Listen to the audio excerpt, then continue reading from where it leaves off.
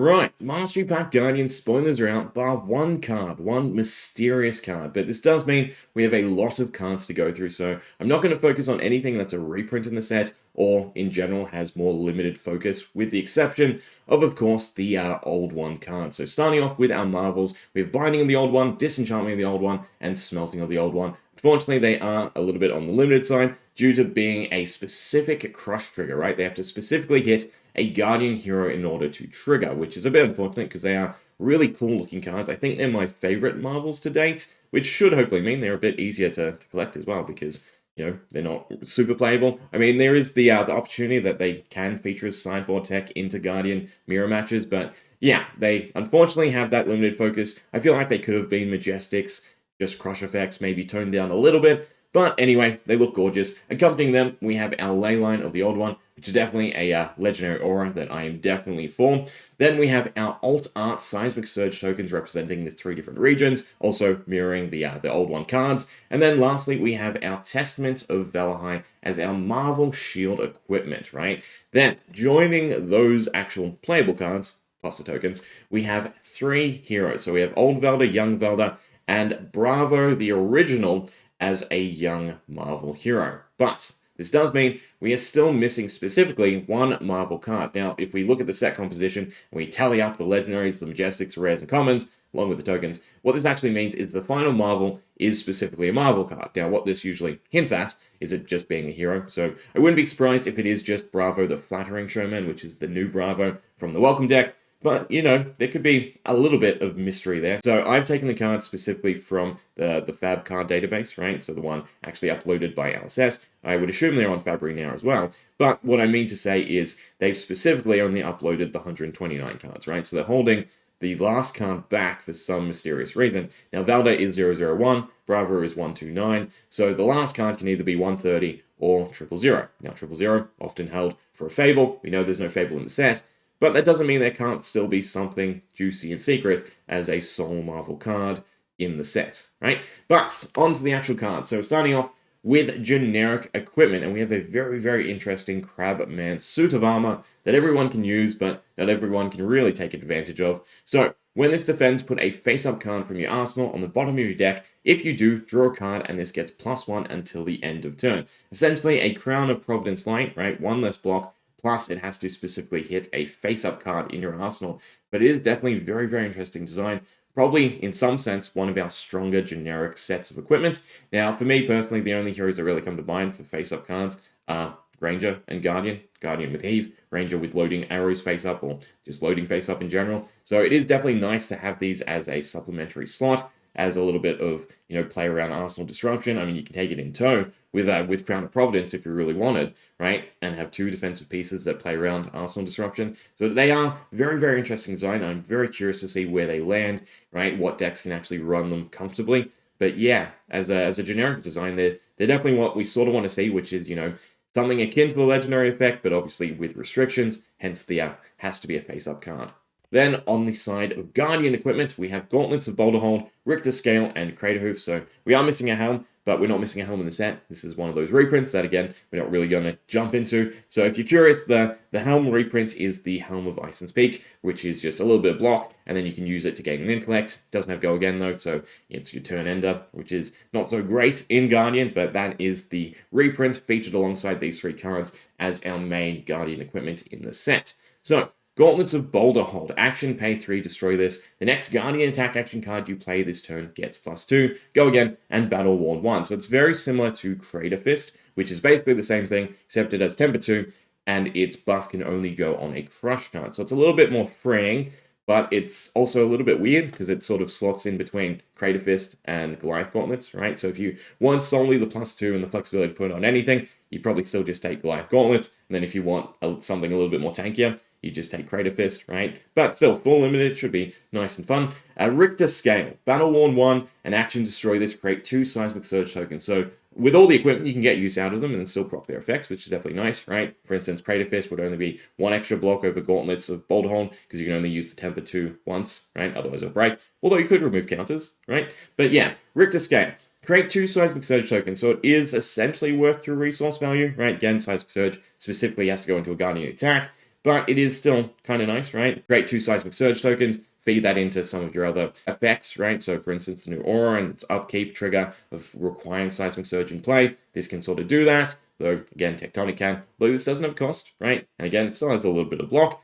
Promising Terrain means it's create 3. I do kind of wish, though, it was an instant, right? So you could use it on your opponent's turn to prime your next turn. That would be kind of really threatening on board, your opponent just knowing that you have that available and still being able to get the block out of it. But it's definitely fairly balanced as a common. Then Crater Hoof. Action, pay 3, destroy this. Next Guardian attack action card you play from Arsenal this turn gets Dominate, which is definitely what we really want to see in terms of a leg piece. So Battle Worn 1, right? So you do have to drop down from a 2-block/3 block with temper, right? So 2 and then 1. But the fact that Guardian has a usable trigger in their leg slot now with a little bit of block is definitely very, very interesting to me, right? So yeah, pay 3 to dominate. Now, for someone like Valda, probably not as useful. But then moving over to someone like Victor or even Pleiades, right? Where you want to get certain cards to land, this could definitely be really, really nice, right? So yeah, really like the equipment in the set, pretty solid design-wise, and it should all have its sort of place, right? Maybe not gauntlets as much.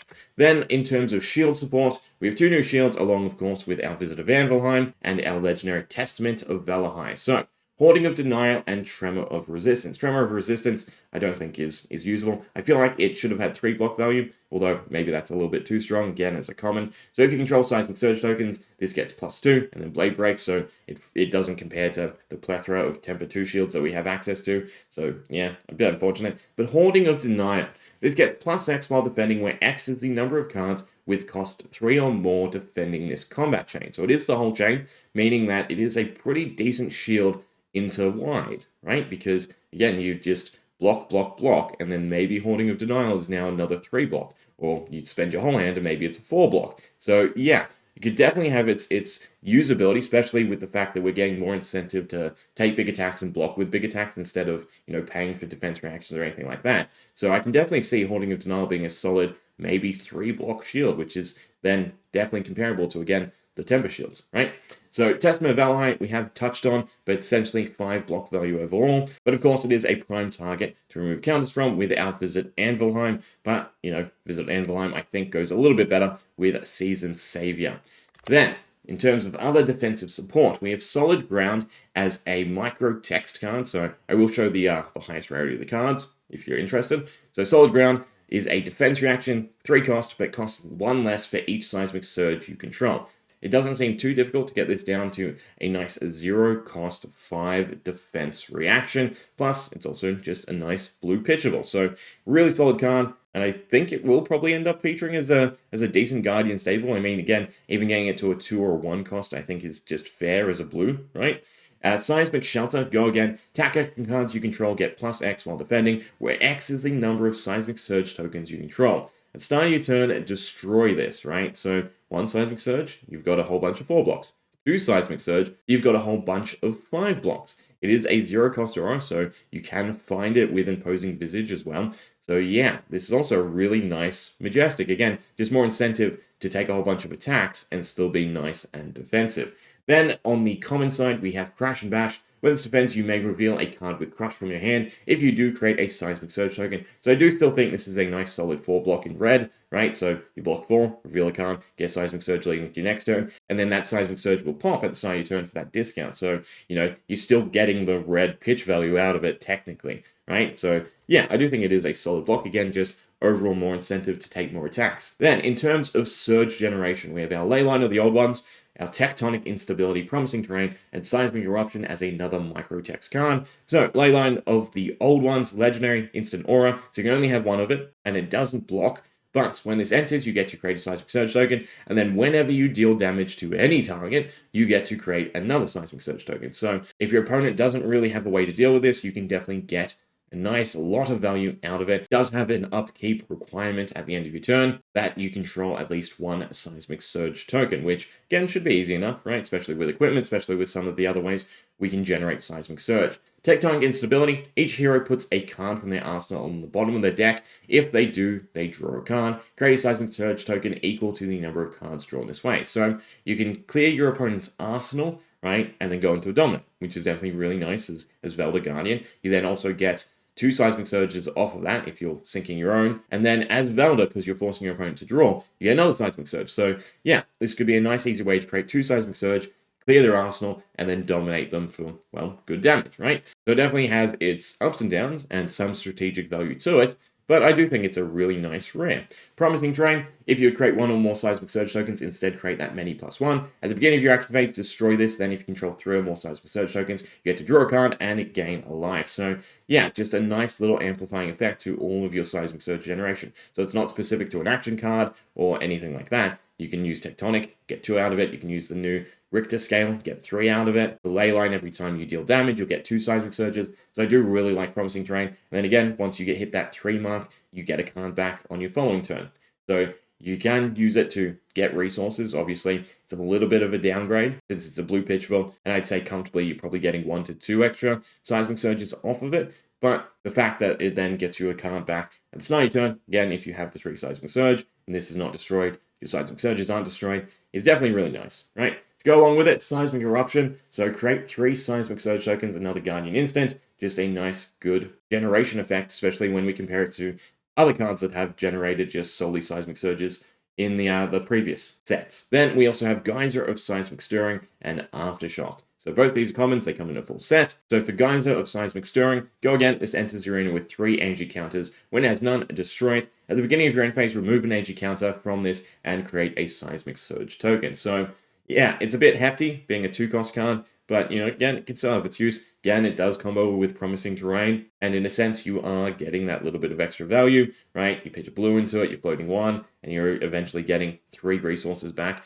I don't know if the blue or the yellow will ever be worth it, but maybe there's some merit to the red. As for Aftershock, when this attacks, if you've controlled a Seismic Surge token this turn, you get to create another Seismic Surge token. So just a nice 4 for 8. Essentially, if you've discounted with a Seismic Surge, you're going to get a Seismic Surge back. So yeah, I do think it's a really solid rare set. Then in terms of other new attacks, we've Grind Them Down, Crush when this deals 4 or more damage to a hero, destroy the top card of their deck. So a nice little bit of mill. Headbutt, this can't be defended by non-head equipment. If you have a head equipped and the defending hero doesn't, this gets +1. And then Crush, when this deals 4 or more damage to a hero, put a negative counter on a head they have equipped. Then if it has 0, destroy it. So for me personally, I just like the fact that this plays around all other equipment, right? They can only defend it with a headpiece. They can't defend it with chest, legs, or arms, right? So that does make it a really nice buffable card. It's blue, it's cyclable, it's fatigable. So I do think it is a nice, solid attack. Then we also have Little Big Foot. If there are 2 or more cards with cost 3 or more in your pitch zone,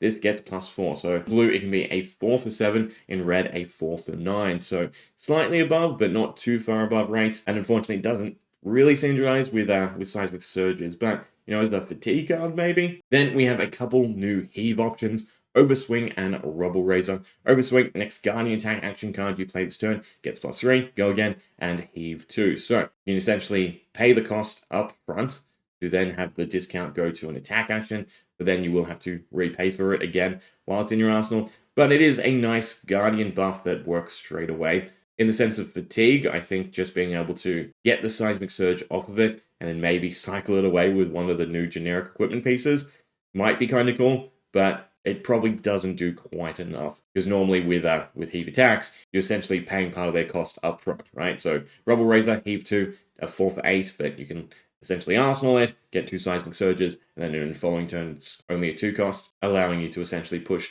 the resources that you had on hand from your previous turn to your next turn, right? Whereas Overswing kind of just gunks you up, since then you have to repay its costs, unfortunately. Now, Valda Ascended. So I do think these cards are a bit more in favor of Valda than other Guardians, especially, obviously, put them in their place, which does come as a extended art card. So put them in their place. Valda Spec, Crush when this deals 4 or more damage to a hero. They discard their hand, then they draw that many cards. So again, as Valda, you're going to get Seismic Surge every time they draw a card. And in a sense, it is kind of milling them. But I think the general sense is it's an attack you can play, most likely for 3, right? That then, you know, will have Dominate, hopefully, from Valda's ability herself. Cause your opponent block with 1 card from hand, discard 3, draw 3, you get 3 Seismic Surges, and then you're set up for a next turn as well. Hostile Encroachment. When this attacks a hero, they draw a card. Then Crush, when this deals 4 or more damage to a hero, they discard a card. So again, in my mind, more specifically Valda, since again you have that ease of giving it Dominate, although I suppose Bravo does as well. But obviously, if your opponent blocks out the Crush effect, they just profit a card, which can definitely be rough without dominate because you're just giving them an extra card to block with. Then we have Draw a Crown. 2 cost, go again. When this enters the arena, each hero draws a card. At the beginning of your action phase, destroy this, then the next Guardian attack action card you play this turn gets +3. So, again, as Valda, you get the Seismic Surge, so it's a pay 2, generate somewhat of a resource, draw a card, but then your opponent's also drawing a card. So I think the main use case is obviously, again, in conjunction with Dominate. Hence why I argue that these are a bit more on the side of favoring Valda, since the extra value is there as well from her ability.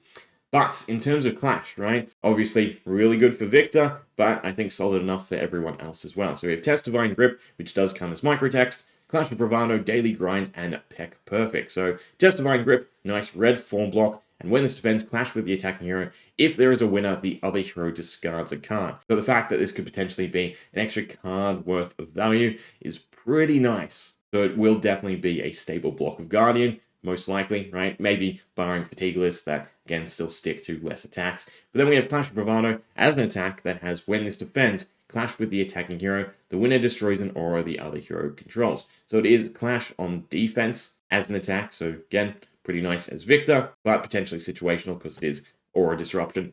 Then Daily Grind, attack action cards you control get. When this defends, clash with the attacking hero. The winner destroys the top card of the other hero's deck. Sorry, turn, destroy this. Again, 0 cost aura, so you can find it with imposing nice and easily. But then it gives essentially all your attacks the ability to clash and mill, right? And then lastly, Peck Perfect. Whenever a card defends this, clash with the defending hero, the winner destroys the top card of the other hero's deck. It's a nice, solid milling card. Every card that they defend it with. So if you've, buffed it and are forcing them to give 2-3 cards, then they're potentially losing 2 to 3 cards from their deck as well. So yeah, we're really getting the ability to pick up the pace when it comes to milling, which I think should have a substantial effect. Then, for Guardian utility, we have Break Stature, Renounce Grandeur, Fault Line, and Leave a Dent. So Break Stature, Crush. When this deals 4 or more damage to a hero, destroy an aura token they control. They can't create auras with that token's name until the end of their next turn. So completely switches off certain classes, like, for instance, Runeblade, right? So yeah, pretty nice card, pretty nice tech. Renounce Grandeur, if the defending hero controls an aura token, this gets +1. Crush, when this deals 4 or more damage to a hero, they can't create aura tokens during the next turn. So you don't actually have to destroy something. So for instance, with Break Stature, you have to have destroyed an aura in order to block out the aura creation, right? Because they can't create auras with that token's name. But Renounce Grandeur, on the other hand, if it lands, it just means they can't create auras in general. So against someone, for instance, like Prism, you can shut out a bunch of auras, right? Ponder, Courage, Spectral Shields. You also have plays against, say, Codex, right? They won't get the Ponder and you won't get the Frailty. So yeah, I do like Renounce Grandeur as a rare, surprisingly. Fault Line, if you have a card in your arsenal, this gets +1. Crush, when this deals 4 or more damage to a hero, put all cards in all arsenals on the bottom of their owner's deck. So this does hit yourself if you do have a card in Arsenal, but it can still definitely be nice as, something with a Pummel, for instance, right? You play this or Pummel from the Arsenal, and you're sinking your opponent's Arsenal if they don't have a defense reaction, for instance. That could definitely be nice. Plus, then you're getting the +1, right? So it is an intriguing card. Then we have Leave a Dent. Next Guardian attack this turn gets crushed. When this deals 4 or more damage to a hero, destroy the top 4 cards of their deck. Now, I think the main purpose of this for many is, again, its synergy with Valda. So it being a 0 blue 3 block that gives an attack crush means as Valda, it gets dominate, right? If you've hit the 3 Seismic Surge trigger. So the fact that this is a 0 blue dominate as opposed to Buckle or Terrasunder being 2 cost, right? Definitely makes it very, very nice. Along with the fact that, again, it does have a decent chunk of mill, 4 cards from the top of your opponent's deck, so potentially 12 cards off of your Leave a Dents if all 3 land. Then, lastly, we have our generic utility. So, Base of the Mountain are our new legendary boots. When this defends, banish any number of action cards from your hand, then add them to the chain link as defending cards. This card's block is equal to the number of action cards defending on the active chain link. So, definitely some tech to play around Dominate, right? So, solid enough. Again, personally, I'd kind of like a little bit more usability out of them, but they definitely do their job in specific matchups. Now, the 3 generics. These are definitely some really nutty cards. Call for Backup. When this defends, choose 2 attack action cards with different names in your graveyard. Opponent chooses one of them, banish that card, and put the other on top of your deck, right? Put it on top of your deck is definitely scary. So it's a 7, right? So it's a substantial popper for Prism. And then it's just a recycle of one of two deadly attacks. So as long as your graveyard's set up correctly, it's just a situation of pick your poison to your opponent. So yeah, a really, really solid attack. Then Captain of the Guard, while this is defending cards with greater than the attack. While this is defending cards with power greater than the attack they are defending, gets +1, right? So any attack you throw out could essentially have a +1 if it's just stronger than what your opponent is presenting. So again, wide in Guardian, for instance, absolutely disgusting. You throw this out, and then all of your pieces essentially become 4 blocks, most likely, right? So yeah, again, very, very solid generic. And then lastly, Fearless Confrontation. Instant, discard this, target attack, it gets -1, and loses and can't gain a dominate. So again, that -1 has use cases in Gravy, maybe even Prism, with the fact that you can play this in response to someone targeting your allies, right? If they're going in with exact damage, this will save your ally, which is definitely really nice. And then again, against the whole Guardian theme, switch off a Dominate, right? So yeah, the Mastery Pack Guardian set is much about, expanding Guardian as it is giving all the counters you need against Guardian, which I think they've sort of learned their lesson, I guess, from Bright Lights in the sense that they want this set to have a solid reason to sell outside of just Guardian, which sort of goes to show, how important the expansion slot is in a set, right? To make sure there's something for everyone. But I think, these set of cards, some of the artwork definitely does just that. So even if you're not the biggest of Guardian fans, there's still going to be cards you want from this. Maybe not enough to buy boxes, right? But again, it being a mini set, being half a box, maybe it's a little bit of incentive to buy 1 or 2, right? Now, lastly, again, it is essentially half a set, so 3 Legendaries as opposed to the usual 5 or 6, 16 Majestics as opposed to, well, sort of all over the place. 1 box is 12 packs, so overall my hope is, again, that it's a little bit favorable on the pull rates. At the very least, we stick to the Majestic rate of 1 in 4, but I would like to see it be a very nice, easily collectible set, especially with the fact that, from this we go into Super Slam, and I like the fact that Flesh and Blood isn't super wallet fatiguing, right? There's a good amount of space between each set. But if we're getting, more mastery sets like this, I definitely would be on the side of make them a little bit easier to collect, make them a bit more fun, and then have all your big stuff come with the following sets. But